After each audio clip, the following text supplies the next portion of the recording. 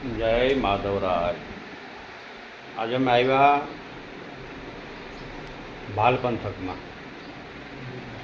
જેમ આપણો ઘેડ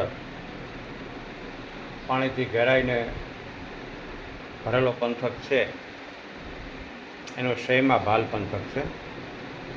ભાલ પંથક પણ પાણીથી ઘેરાયેલો હોય અને જેમ આપણા ઘેડમાં ભારત મોસમ પાકે, ચણા, મગ, પેલા ચાસિયા ઘઉં વાવતા હવે સુધરી ગયા,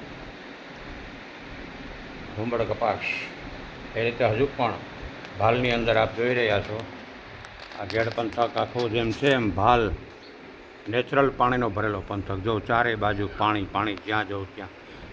એ લોકોનું કહેવાનું છે કે 2 થી 3 મહિના સુધી આ પાણી ભર્યા રહે અને આ લોકોને પણ હજુ કેમિકલ્સનો ઓછો સ્પર્શ છે.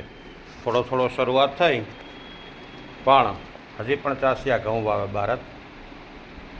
આપણા ચણા દર વર્ષે કહીએ ને કે ભાલના ચણા વેપારીઓ, એ આ ભાલ પંથક, અહીંના ચણાનું બિયારણ આપણે આવે.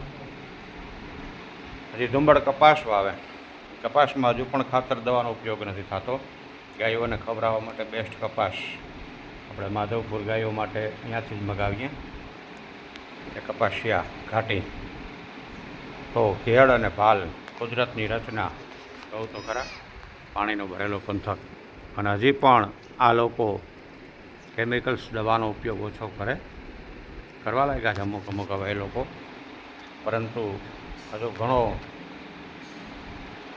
કુદરત આધારિત મોસમ આ ભાલમાં મળે એવો ભલો ઘેડ અને ભલો ભાલ. જય માધવરાય.